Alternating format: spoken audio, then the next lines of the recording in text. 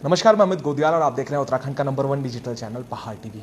और लगातार जैसा हम आपको बता रहे हैं कि एसटीएफ की जो सर्जिकल स्ट्राइक है वो लगातार जारी है। लगातार वीपीडीओ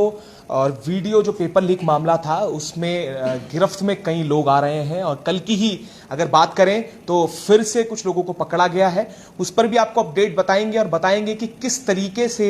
जो पूरी चेन है उनका खुलासा हो रहा है और लगातार जो एसटीएफ है वो अपनी सर्जिकल स्ट्राइक जारी रखे हुए है। तो हमारे साथ इस पर बात करने के लिए एसएसपी अजय सिंह जी हैं, जिसे जानेंगे कि एसटीएफ की कल की कार्रवाई का क्या रहा, कहां से क्या बरामदगी हुई है और वो तमाम चीजें। सर पहले तो स्वागत है पार्टी में आपका। Thank you. सर पहला सवाल, क्या कुछ रहा है, कितने व्यक्ति जो है कल पकड़े गए हैं, कितनों की गिरफ्तारी हुई, क्या कुछ मिला है? हाँ, देखिए मामला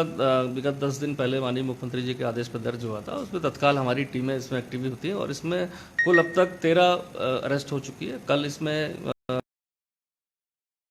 हमारे पास आ रहे थे जो हमने विभिन्न अभियुक्तों से जो हमें जानकारी मिली, साथ ही साथ ऐसे बहुत छात्रों से भी जानकारी मिली और जो हमारी टीमों ने गोपनीय जानकारी एकत्र करी, उन सभी साक्ष्यों के आधार पर जो गहन पूछताछ के बाद गिरफ्तार किया गया था। सर ये जो बात हो रही है, जैसे आपने कहा कि साक्ष्य मिले हैं, ये पैसों की जो डीलिंग हो रही है सर, ये किस तरीके से, कैश में अभी आ रही है आगे या कुछ अकाउंट ट्रांजैक्शन है, बैंक में कुछ है, इस तरीके से क्या? देखिए ये योजना का पार्ट है, लेकिन आज जो भी कोई गलत अनुचित काम करता है, नेचुरल सी बात है, वो उसमें कैश का ही पेमेंट होता है, क्योंकि कोई भी उसमें अपने अकाउंट में नहीं लेता, ना कोई अकाउंट में देता है। लेकिन फिर भी कभी कभी कुछ गलतियां हो जाती हैं, कुछ ट्रांजैक्शंस ऐसे हो जाते हैं कि जो कुछ पैसे का लेन देन हो, या कभी कभी जो गारंटी के तौर पर हम डॉक्यूमेंट्स रख लेते हैं स्टूडेंट के, या हम कोई चेक ले लेते हैं ब्लैंक चेक गारंटी के तौर पर। तो ऐसे कुछ साक्ष्यों को हमने इस पर कलेक्ट किया है और जिससे इन्वेस्टिगेशन हमारी आगे बढ़ रही है। इसी साक्ष्यों के आधार पर, बयानों के आधार पर, और जो हमारा जो सर्विलांस का काम है टीम का, सभी लोग मिलकर जो उसमें जो हमारे पास जानकारी मिली, उसके आधार पर ही हम धीरे धीरे इसमें अरेस्ट करते जा रहे हैं। सर आरएमएस की बात करेंगे, वो प्रिंटिंग जो प्रेस में वो व्यक्ति पकड़े गए थे, क्या उसमें अन्य लोग भी, ऐसा कुछ रहा है कि वहां पर से कुछ अन्य लोग का कुछ इसमें अभी नजर आ रहा है, या इस तरीके से आयोग को लेकर भी सवाल उठ रहे थे, बेरोजगार संघ लगातार इस पर आवाज उठा रहा है, कई सवाल होते हैं सर इस पे क्या कहना है सर? हाँ, देखिए नेचुरल सी बात है, जो हमारा जो परीक्षा का जो पूरा सिस्टम होता है वो बहुत ही गोपनीय और बहुत ही फुल प्रूफ होना चाहिए और रहता भी है। और कहीं ना कहीं इसमें चूंकि पेपर बनने से लेकर उसका जो प्रिंटिंग से लेकर उसकी पैकेजिंग और सेंटर्स के लिए जो विभिन्न पैकेट्स बनते हैं, कहीं ना कहीं उसमें इंसानी काम करता है। और जब वो उसमें कहीं लीकेज आ जाती है या उसकी मॉनिटरिंग नहीं हो पाती या किसी में ऐसा लालच आ जाता है, तो नेचुरल सी बात है इस तरह के पेपर लीक की घटना होती है। जो इसमें भी पाया गया कि कहीं ना कहीं उसका सोर्स जहाँ से प्रिंट हुए पेपर या पैकेजिंग हुई, वहाँ से पाया गया इसमें। सर एक इस तरीके की भी भ्रम फैलाया जा रहा है कि इसमें मास चीटिंग की एक बात की जा रही है और सोशल मीडिया पे भी हो रहा है कि 500 से अधिक, 600 से अधिक, 700 से अधिक, इस तरीके की बात हो रही है कि इतने छात्रों ने चीटिंग करके इस परीक्षा पास की है। इसमें कितनी सच्चाई नजर आती है? देखिए सोशल मीडिया पर नेचुरल सी बात है, बहुत सारे ऐसे छात्र हैं जिनका सिलेक्शन नहीं हुआ होगा, तो उनको लगता होगा ऐसा कि शायद मेरा उनका सिलेक्शन हो जाता अगर इस तरह से पेपर लीक नहीं होता। और बहुत लोग इसमें मीडिया पे क्या कमेंट्स है मैं उस पर नहीं कहूँगा, लेकिन इस तरह की कोई बात नहीं कि कोई मास लेवल पर हो, चूंकि इन्वेस्टिगेशन अभी प्राइमरी स्टेज पर है और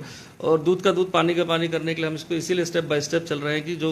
जो सही है छात्र, उनका भी कोई उत्पीड़न ना हो, जिन्होंने अपनी मेहनत से इसको परीक्षा को पास किया हो उनको भी कोई परेशानी ना हो, और साथ ही साथ जिन्होंने अनुचित साधनों का प्रयोग किया वो बचे भी नहीं। तो इन्वेस्टिगेशन के एंड में सभी फिगर होंगी, कितने लोग ऐसे पाए गए और या क्या इस पूरे गैंग में किसके किसके द्वारा ही कराया गया, सब कुछ साफ हो जाएगा। चूंकि अभी मात्र 10 दिन हुए हैं, तो ये कहना कि कोई बहुत लार्ज स्केल पर हुआ या छोटे स्केल पर हुआ, ये बहुत ही अर्ली होगा अभी बताना इस संबंध में। सर एक बड़ी अगर खबर हम देखें तो अखबारों के माध्यम से भी हमें ये सूचना मिली है कि सफेद पोश कुछ लोग हैं जिनका नाम इसमें आ रहा है, और वो खबर बड़ी प्रमुखता से कई अखबारों में छपी, आपने भी वो शायद पढ़ी होगी, उसमें कितनी सच्चाई है सर? देखिए कोई भी मीडिया की कवरेज है, नेचुरल सी बात है, जो हमारा ऑफिशियल बयान है उसमें जो भी हमारे पास फैक्ट्स आ रहे हैं, जो भी हम अरेस्ट कर रहे हैं, वो कोशिश करते हैं कि जहां तक शेयर किया जा सके वो हम मीडिया को शेयर भी करते हैं। किसी ने अपने सोर्स से अगर कोई खबर लिखी है तो उस संबंध में मैं बहुत ज़्यादा अभी स्पष्ट नहीं कर पाऊंगा, लेकिन अगर इसमें कोई भी इन्वॉल्व है, चाहे किसी भी लेवल का हो, चाहे किसी भी, क्योंकि इतने संवेदनशील पकड़ है, रोजगार से जुड़ा हुआ है, साथ ही साथ सरकारी नौकरी से जुड़ा हुआ है, तो किसी भी लेवल का कोई भी आदमी होगा तो उसे बख्शा नहीं जाएगा, बशर्ते उसके लिए जो साक्ष्यों की जरूरत होती है, जो स्टेप बाय स्टेप हमारी टीम बढ़ रही है आगे, वो आने वाले समय में सभी स्पष्ट हो जाएगा कि इसमें कौन कौन लोग शामिल थे। चाहे वो किसी भी तरह, जैसे आप बता रहे हैं, कोई सफ़ेद पोश हो चाहे कोई भी हो, तो उसमें कहीं कोई डिफरेंशिएशन नहीं है। जो भी इसमें पाया जाएगा वो गिरफ्तार होगा। तो अभी सर ऐसा कुछ है? अभी अभी अभी अगर मैं अभी नहीं, बता अभी मैंने अभी आपसे इसीलिए कहा कि अर्ली स्टेज है, मात्र 10 दिन हुए हैं इस लेवल। अभी 10 दिन के इन्वेस्टिगेशन में किसी भी व्यक्ति को या किसी संस्था को या किसी को भी हम बहुत ज़्यादा इस पर इंगित कर दें कि उसका दोष था। लेकिन ये जरूर है कि जो भी गिरफ्तारी हो रही है उसमें सभी को शेयर किया जा रहा है। जो भी हम जितना कर सकते हैं इन्वेस्टिगेशन के पार्ट में उतना शेयर किया जा रहा है। इसीलिए किया जा रहा है कि जो हमारे जो छात्र हैं, जो इतने लाखों लोग इसमें अपियर होते हैं या अन्य जो भविष्य में परीक्षाएं देंगे, उनका विश्वास भी बना रहे। और इसीलिए इन चीज़ों को हम मीडिया के माध्यम से जो फैक्ट्स है वो शेयर भी कर देते हैं। सर एक सवाल इसमें ये भी है, देखिए जब आपने अरेस्टिंग की थी उसके बाद एक पीसी करी गई बड़ी स्तर पे, जो आपने बात करी उसमें कई बार उन्होंने कई अन्य परीक्षाओं के भी नाम लिए जिसमें पेपर लीक की बात हुई है। वो आप भी उस समय मौजूद थे कि सचिवालय सुरक्षा का उन्होंने नाम लिया कि उस समय भी पेपर लीक किया गया था। तो क्या एसटीएफ को, अभी तो जांच वीडियो की चल रही है, तो क्या इन चीज़ों पर, इन पेपर पर जो पूर्व में हुए हैं और जो आरएमएस प्रिंटिंग में हुए होंगे, क्या उनकी भी जांच कराई जाएगी, एसटीएफ करेगी? देखिए, ये जो केस रजिस्टर्ड है वो जो आयोग की जो जांच के बाद और जो प्राइमरी जो शिकायत आई और जो विभिन्न माध्यमों से माननीय मुख्यमंत्री जी के आदेश पर जो दर्ज हुआ, वो इस परीक्षा की धांधली को लेकर, पेपर लीकेज को लेकर दर्ज है। लेकिन अगर इन्वेस्टिगेशन के दौरान ऐसे कोई पुख्ता साक्ष्य आते हैं किसी और परीक्षा को लेकर या कहीं कोई और ऐसे साक्ष्य आते हैं, तो नेचुरल सी बात है उनको इन्वेस्टिगेशन में शामिल किया जाएगा। सर कई लोग संपर्क भी कर रहे हैं, देखिए जैसे डीआईजी साहब ने भी बात की थी, कई लोग संपर्क करते हैं, वो कहते हैं कि हम एक बिचौलिया के रूप में थे, हमने पैसे इधर से लेन देनदारी की है, कई लोग कुछ बात करते हैं। तो उन लोगों को क्या बोलना चाहेंगे, क्योंकि लगातार संपर्क में अब लोग आ रहे हैं, एसटीएफ से भी कांटेक्ट करने की कोशिश की जा रही है, ऐसे कुछ लोग आए हैं सर जिन्होंने कांटेक्ट करने की कोशिश की? देखिए, कुछ लोग प्रत्यक्ष रूप से तो नहीं, अप्रत्यक्ष रूप से, चाहे वो गुमनाम चिट्ठी के माध्यम से हो चाहे मेल भी भेज रहे हैं, और कुछ लोग अन्य माध्यमों से भी व्हाट्सएप के माध्यम से शेयर कर रहे हैं। और ज़्यादातर लोग की कोशिश यही रहती है कोई सूचना शेयर करे तो उनका नाम उसमें उजागर ना हो। तो जरूरी नहीं कि जो सूचना शेयर की जा रही है वो एकदम सही भी हो, कभी कभी किसी द्वेषवश भी आदमी सूचनाओं को किसी और का नाम या संदेह के आधार पर लिख देता है। तो जितने भी इस तरह के माध्यम से सूचना प्राप्त हो रही है, पहला काम उसको वेरीफाई करना है, उस चेन को देखना है कि जो सूचना दी गई वो सही है कि नहीं है। और साथ ही साथ जो आपने जैसे ऐसा कहा कि बहुत सारे ऐसे बिचौलिए हैं जो बीच में मीडिएटर बन गए, ना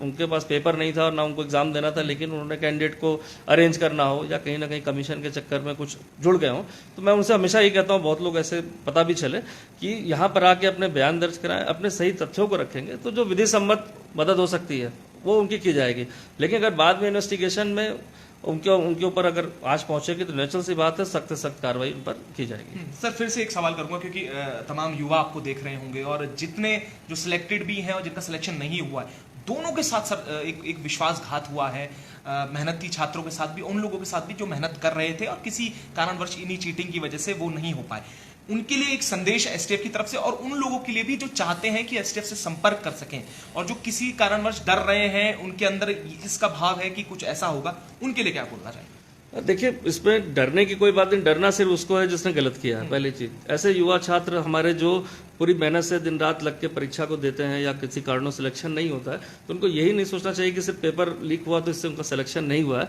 ये हो सकता है कि कुछ लोगों ने इसका अनुचित जो प्रयोग किया है, और जिन्होंने मेहनत से पास किया उनको कहीं से भी मेरे ख्याल से डरने की आवश्यकता नहीं है। उनको विश्वास रखना चाहिए, धैर्य रखना चाहिए कि जल्दी हम इस इन्वेस्टिगेशन के निष्कर्ष तक पहुंचेंगे और ये फिर अपनी जो भी रिपोर्ट रहेगी हम सक्षम अथॉरिटी को भेज देंगे, तो निर्णय उनके द्वारा किया जाएगा। लेकिन हाँ, ये आप जरूर है कि जिन्होंने गलत किया है, कहीं ना कहीं इसमें पैसा कमाने की कोशिश करी है या अनुचित साधनों का प्रयोग किया है, तो मैं उन छात्रों से भी कहूंगा कि जल्द से जल्द संपर्क करके अपनी सच्चाई और उसके बयानों को दर्ज करा दें। क्योंकि इन्वेस्टिगेशन में एक बार जब अभी विधि सम्मत में हम उनकी मदद भी कर सकते हैं, हम उनके बयानों के आधार पर उनको विटनेस भी बना सकते हैं, और आने वाले समय में अगर वो इन्वेस्टिगेशन में किसी अन्य रूप से जुड़ते हैं, कहीं ना कहीं अनुचित साधनों का प्रयोग करते पाया जाता है या लगता है कि इनके द्वारा परीक्षा गलत तरीके से पास की गई है, उसमें पैसे का लेन देन हुआ है, तो उसमें बहुत सख्त कार्रवाई होगी। जिन मुकदमा जिन धाराओं में लिखा है उसमें लंबी सजा भी है। तो मैं यही संदेश देना चाहूँगा कि गलती अगर हुई है तो वो अपनी गलती को मानते हुए साक्ष्यों के साथ जरूर इसको प्रस्तुत करें। सर किस तरीके से